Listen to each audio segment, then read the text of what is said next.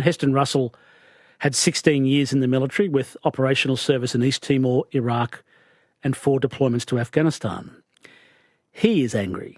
I asked him what was going through his head when he heard the news that this Special Forces SAS soldier had been charged with war crimes.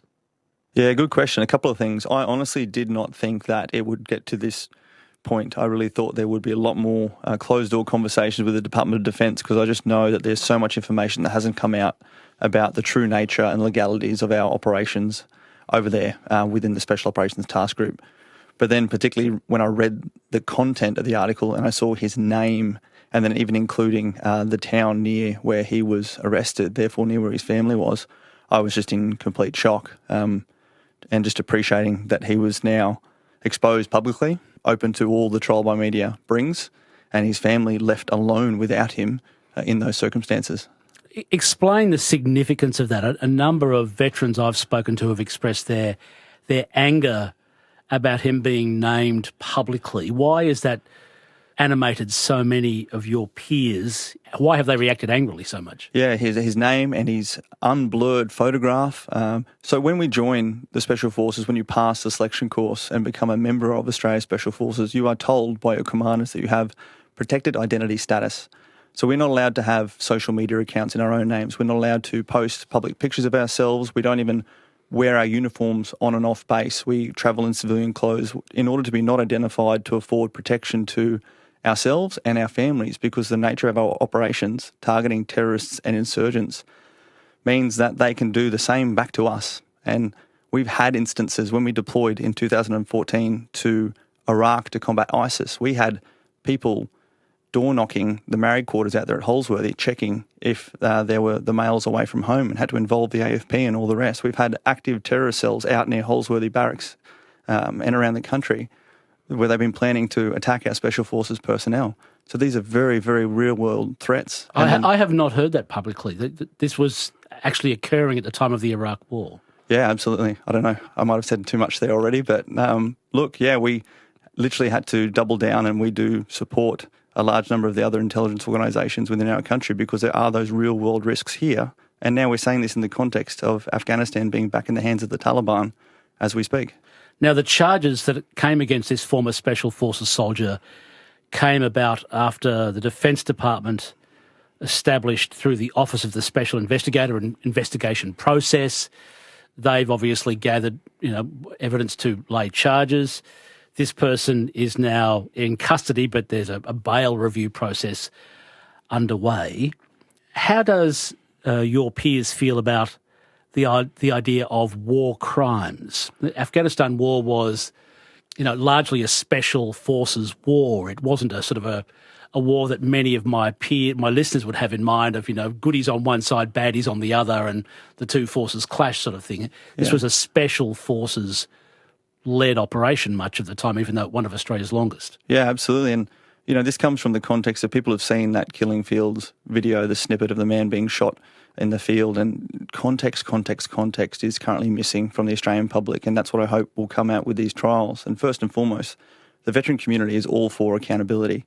Our entire career is based on authenticity and accountability, and all that we ask for is for this man and any who go through this process to be found to have to go to a judiciary trial, to be safe to do that and not have the trial by media. I mean, we've seen it recently in our nation's history with other whole high-profile cases where there is a not guilty or whatever found at the end of this. The person's reputation has already been smeared through headlines and snippets that don't have the full context and the full story, let alone if this case does go to trial by a jury, affording that due process and that presumption of innocence to allow that process to be done in the pristine conditions and in the true sensitive context that it needs to be. My guest is retired Special Forces Commander Heston Russell. He was the founder of the group Voice of a Veteran. He had 16 years in the Australian military with operational service in East Timor, Iraq, and 4 deployments to Afghanistan. Do you know this soldier who's been charged personally? I have met him and his family back in 2020, just post the release of the Burton Report, yes. And have you since had a chance to speak with his family since he's been named publicly and facing these charges? Yes, I've spoken with his wife, and that is probably what spurred on a lot of these conversations. Absolutely devastated, in a state of shock. This man has been with his family the last few years while this investigative body has been stood up, and then all of a sudden, within the blink of an eye, he was arrested, remanded. The bail hearings now, he's been nearly a week in custody, away from his wife and their children, with the hometown near where he was arrested published. And they have really had to take some very dramatic steps to look after their own security personally. So his family is worried about their personal safety. Absolutely. And Steve, I really want to send a jab out here that it hasn't been the Department of Defence that have stepped in to help his family. It's been veterans and associations and organisations.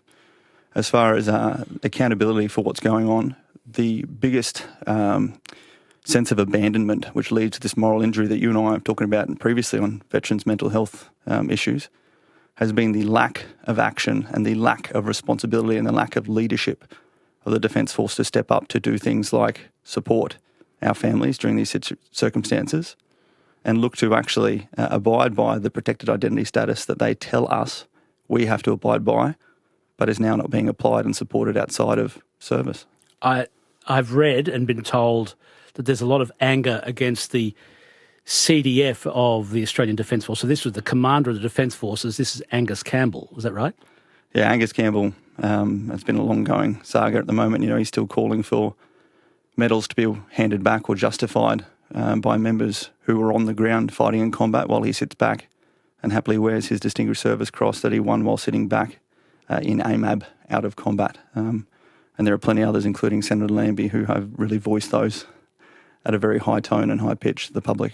There's a lot of anger at Angus Campbell as the commander of the Defence Forces of Australia. Absolutely. I mean, command responsibility does not begin and end when you choose to. You are ultimately responsible for all of our veterans and all of their service and their families. That is a part of that national responsibility, that moral obligation that commanders have. And that's what we train day one, week one, when we do our officer training. What should he or the Defence Department or the Army be doing for, say, the family? So this man is facing war crimes charges. That's a serious matter. But what should he be doing or someone be doing in a formal capacity for his family? Straight away, I mean, he has so many resources at his disposal that should be encompassing this family and supporting them. He should be putting out an official media release calling for the names, personal details and images of any members involved with these war crimes to please not be released by the media. And then he should be linking in with the minister and looking to move through policy similar to the Intelligence Act to actually enforce protected identity status as legislation. Now, let me jump in there. So I'm a journalist of long standing, and I've always understood, I'm not allowed by law to name or identify a member of Australia's security personnel or security forces. And I always thought that applied to Special Forces soldiers as well, because they were involved in anti-terrorism operations. So that I always understood, but by the sounds of it wrongly, that they were not allowed to be identified publicly. Is that not the case? So my inquiries this last week, raising these two headquarter elements in the military, I've been told that there is the ability for that not to be enforced lawfully. It's been more of a gentleman's handshake, which was an absolute surprise to me. But as you would well know, that's just passing legislation. And we just simply need to actually put the bricks on the road that's had the mortar laid previously and make sure that it is enshrined in policy moving forward. So you want Angus Campbell to push this?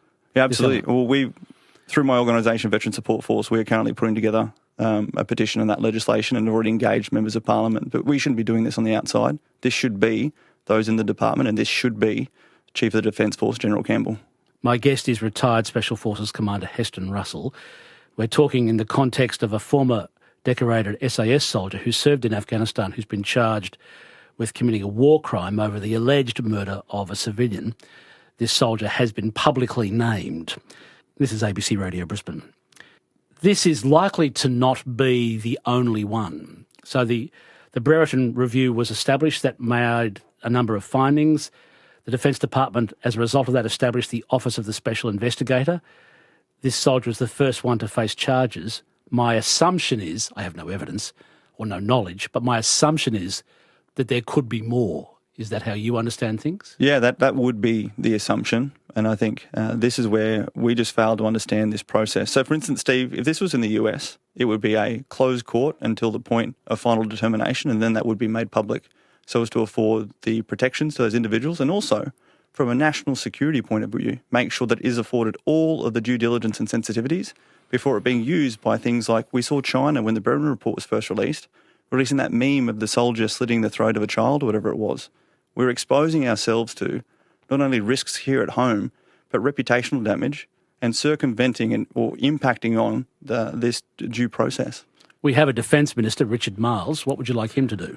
Yeah, Richard Marles, this really does sit in his court. As I said beforehand, pushing legislation immediately to have particular identity status enshrined and rushed through. I mean, you and I know this, Steve. Show me a single member of parliament or senator who is going to vote against that.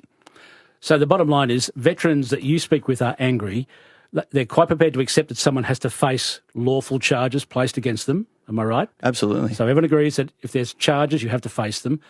But in the case of Special Forces soldiers, they need to have their name protected or from public release until such a time as a court determination is made. Absolutely. And you know what, Steve?